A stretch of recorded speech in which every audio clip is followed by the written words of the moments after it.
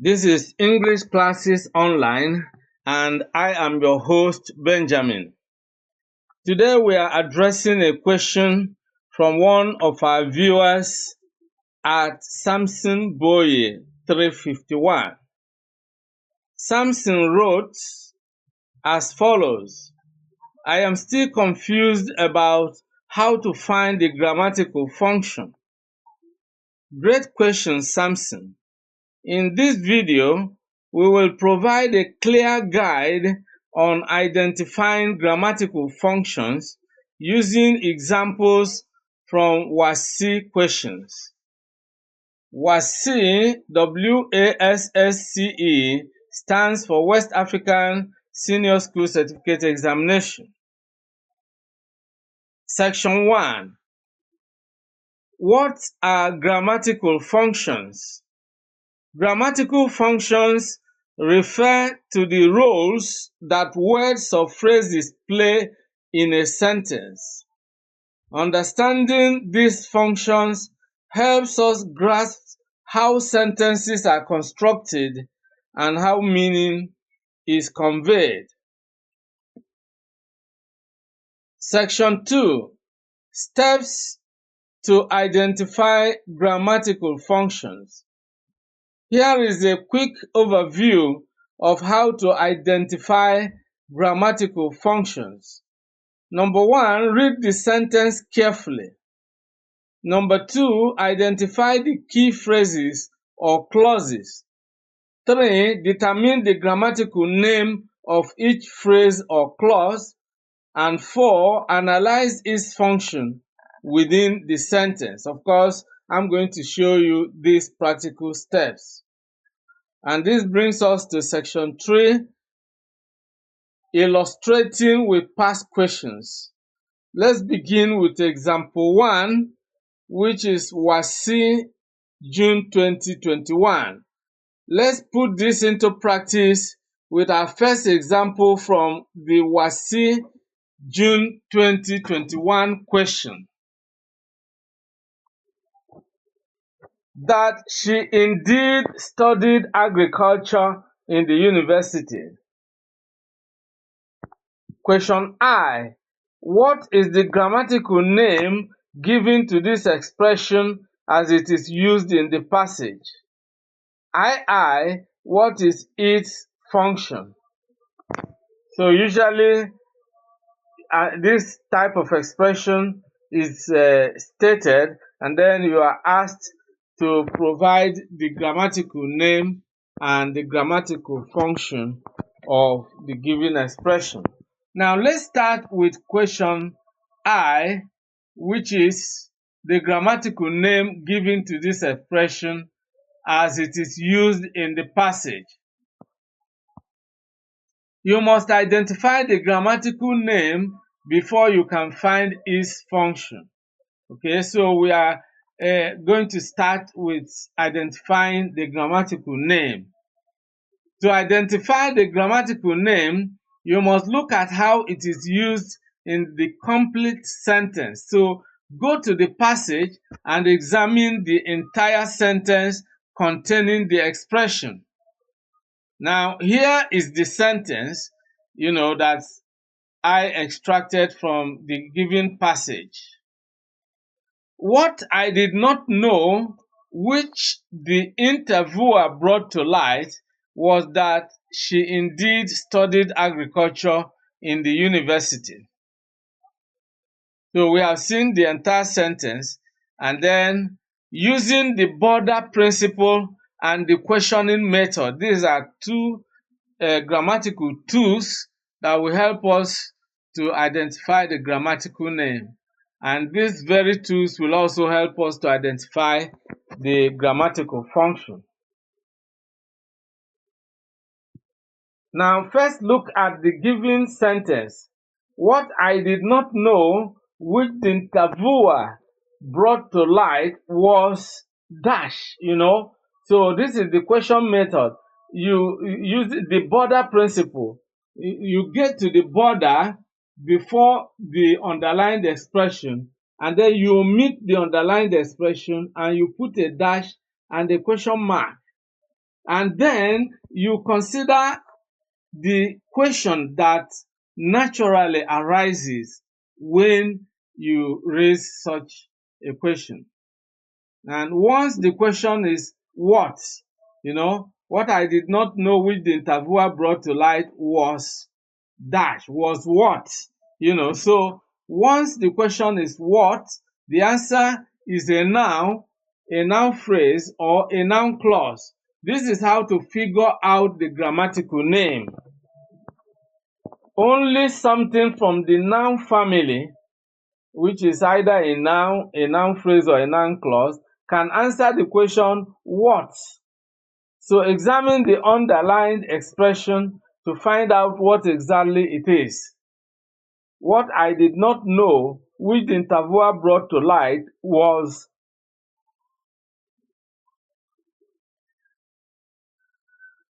Now, what fills in the gap is that underlined expression. Was that she indeed studied agriculture in the university. That she indeed studied agriculture in the university is a noun clause. Okay, so you look at it, if it were a single word, it would be a noun. If it were a group of words without a finite verb and a subject, then it would be a phrase, a noun phrase. But now it contains the subject-verb combination, so it's a clause. Okay, so it is a noun clause. So write down the answer simply as follows. You state it in that passage. The question is question H, sub question I, and then you write noun clause. In presenting your answer to this kind of question, you don't have to make any lengthy statement, just state it. Okay? Now question II. What is its function? First, you need to remember the functions of a noun in a sentence. A noun or a noun phrase or a noun clause can function, number one, as subject of a verb, two, object of a verb, three, complement of the subject, and so on. With this in mind, you can now examine how it is used in the sentence. What I did not know, which the interviewer brought to light, was that she indeed studied agriculture in the university. Notice that the underlined expression comes after was, which is a being verb. This suggests that the expression functions as a complement of the subject, or subject complement. You may be asking, what exactly is a complement? A complement is a word or phrase or clause that is necessary to complete the meaning of an expression. That's why it's called a complement. It complements or completes the meaning of an expression. Here, the clause that she indeed studied agriculture in the university is necessary to complete the meaning of the expression. What I did not know, which the interviewer brought to light, was, you see, then you have that she indeed studied agriculture in the university. So apart from completing the meaning of the expression, it also describes the subject. What I did not know. Okay, the subject is what I did not know. So now, what describes what I did not know is that she indeed studied agriculture in the university. Okay, let's consider a simpler example so that it will be clearer to you. John is a boy. This is a very simple sentence. John is a boy. So if you put a dash in the borderline, John is dash. Okay, the phrase a boy is necessary to complete the meaning of the expression. So it functions as a complement, and because it answers the question what, is a noun phrase. A boy. John is what? John is a boy. So the expression a boy is a noun phrase, and it is a complement because it's necessary to complete the expression. John is dash. So a boy completes that expression. So it functions as complement. Moreover, it describes the subject John. It tells us who John is, a boy. So it functions as complement. That is exactly how you can figure out the function. Now, look at the WASSCE question again. What I did not know, which the interviewer brought to light, was that she indeed studied agriculture in the university. What I did not know was, okay, now the clause, what she indeed the clause that she indeed studied agriculture in the university is necessary to complete the meaning of this expression. Moreover, it describes the subject, what I did not know, thereby functioning as complement of the subject. So write down the answer simply as follows. I, subject, complement.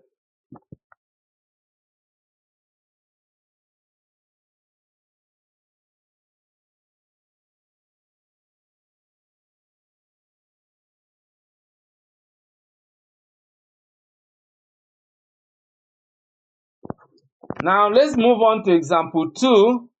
WASSCE June 2022. So let's look at this WASSCE June 22 example. Okay. Who was his pioneer staff? That's the expression taken from the passage. And then two questions are raised. Question I, what is the grammatical name given to this expression as it is used in the passage? I, what is its function? First, you need to identify the grammatical name, okay, by looking at how it is used in the complete sentence. Again, you have to go to the passage and examine the entire sentence that contains the expression. And here is the sentence. However, Alani's secretary, who was his pioneer staff, did not give up on him. This is the complete sentence. And don't forget the underlined word is who was his pioneer staff. Again, using the border principle and the questioning method. This is very important. Then we look at that complete sentence again. However, Alani's secretary, then we put a dash in the border between the first part of the sentence and the underlined words. However, Alani's secretary dash with a question mark. So you stop at the border and raise a question that naturally arises. And that question is, which secretary? Okay. Alani's secretary dash. Now, if somebody simply says Alani's secretary, then somebody will say, which secretary are you talking about? Or you say Alani's secretary did not give up on him. Then the question that naturally arises concerning the secretaries, which secretary are you talking about? All right. Assuming the listener doesn't know much about the secretary in question. Now, once the question is which one, because that's what naturally, when you are talking about someone, then the listener will want more information about that particular person. And once the question is which one, the answer is an adjective phrase, or an adjective clause. So this is how to figure out the grammatical name. Only something from the adjective family can answer the question which one. So you need to examine the underlined expression to find out what exactly it is. And then you look at the entire sentence. However, Alani's secretary who was his pioneer staff, did not give up on him. Who was his pioneer staff is an adjective clause. How do we know? It describes the secretary. It tells us more about the secretary. And anything that gives you additional information about a noun is an adjective. Either a single, if it's a single word, is an adjective. If it is a group of words, which is a fragment, then it's an adjective phrase. But if it's a group of words that contains the subject-verb combination, as we have in this example, it's an adjective clause. So write down the answer simply as follows. You write the question alphabet, and then you write adjective clause. Okay? Now, question II, what is its function? First, you need to remember that the major function of an adjective is to modify or describe a noun. With this in mind, you can now examine how it is used in the sentence. Let's look at the sentence once again. However, Alani's secretary, who is his pioneer staff, did not give up on him. Who was his pioneer staff? So now, who was his pioneer staff functions as an adjective clause because it gives additional information about the noun secretary in the main clause. It specifies which staff member we are talking about. It makes the sentence clearer by telling us more about the secretary. That makes it an adjectival clause. So write down the answer simply as follows. Modifies the noun secretary, because that is its function. As an adjectival clause, it modifies a noun. Okay?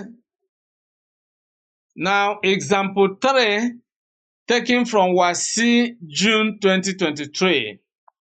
Finally, let's analyze the WASSCE June 2023 question. Before he leaves for the city, this is the expression extracted from the passage, and then two questions follow. Question I, what is the grammatical name given to this expression as it is used in the passage? II, what is its function? Remember, first things first. Identify the grammatical name by examining how it is used in the complete sentence. Go to the passage and examine the entire sentence containing the given expression. So here is the sentence. Today, I shall see the pathfinder before he leaves for the city. Now, using the border principle and the questioning method. Okay, this is really important. Today, I shall see the pathfinder. In the border, you stop at the border and raise a question that naturally arises. Okay, today I shall see the pathfinder, and then you put a dash. By omitting the given expression, a question arises that requires that given expression to fill that gap. And that question that arises helps you to figure out the grammatical name. Now, the question that arises here is when. When shall I see the pathfinder? Today I shall see the pathfinder. When? There are other possible questions like where or how. All right?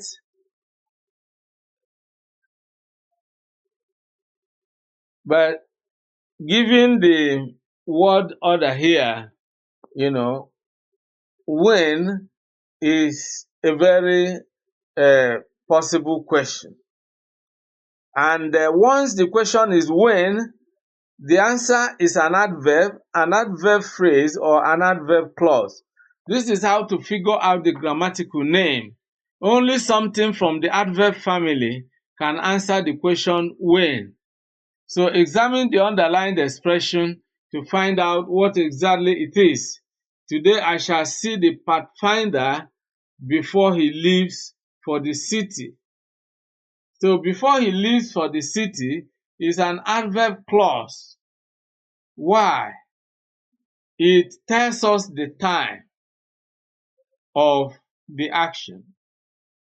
Alright? So write down the answer simply as follows. Adverb clause of time. That's the exact grammatical name. Adverb clause of time. Or you can say adverbial clause of time, whichever you choose to write. This brings us to question II. What is its function? First, you need to remember that the major function of an adverb is to modify a verb, an adjective, or another adverb. With this in mind, you can now examine how it is used in the sentence. Today I shall see the pathfinder before he leaves for the city. Before he leaves for the city functions as an adverb clause. Why? Because it gives additional information about the verb phrase shall see. So now you are examining its function. It gives additional information about the verb phrase shall see in the main clause. So when you say I shall see, okay, I shall see who or what, already that information is provided, so you don't need it. I shall see the pathfinder. So that one, the question about what is already provided. I shall see the pathfinder. Then other questions that could arise is when. When shall I see the pathfinder, or where shall I see the pathfinder? Now all these questions can only be answered by an adverb, or an adverb phrase, or an adverb clause. In this case, we have figured out it's an adverb clause, but we need to look at the function. So write down the answer simply as follows. Okay? Because this particular expression indicates the time of the action, telling us when I shall see the pathfinder. In doing that, it is performing its function by giving us more information about shall see. When shall I see? It's telling us when I shall see the pathfinder. So the function is as follows. Modifies the verb phrase shall see, or modifies the verb see. Okay? Now it's time to recap. We've discussed how to identify grammatical names and functions using WASSCE examples. Remember, analyzing sentences step by step will make it easier to understand their structure and meaning. If you found this video helpful, please like, share, and subscribe for more educational content. And Samson, I hope this clears up your confusion. If you have any more questions, feel free to leave them in the comments below. Thanks for watching today's episode, and see you in the next class. Many thanks for watching today's video. A big thank you to all of you out there for being part of today's episode. I hope you enjoyed the video. If you did, kindly subscribe to this channel. Subscribe now as a way of giving us support. For notification about new videos, click on the bell icon. You will find the bell icon. Click on it so that whenever a new video is uploaded, you will be instantly notified. If you have actually enjoyed the video, like and share the video with your friends and relatives. This is very important. If you have any comments, leave your comments below. Any questions, any suggestions, we would gladly receive them and respond promptly and positively to them. See you in the next video. I look forward to always seeing you in the new video.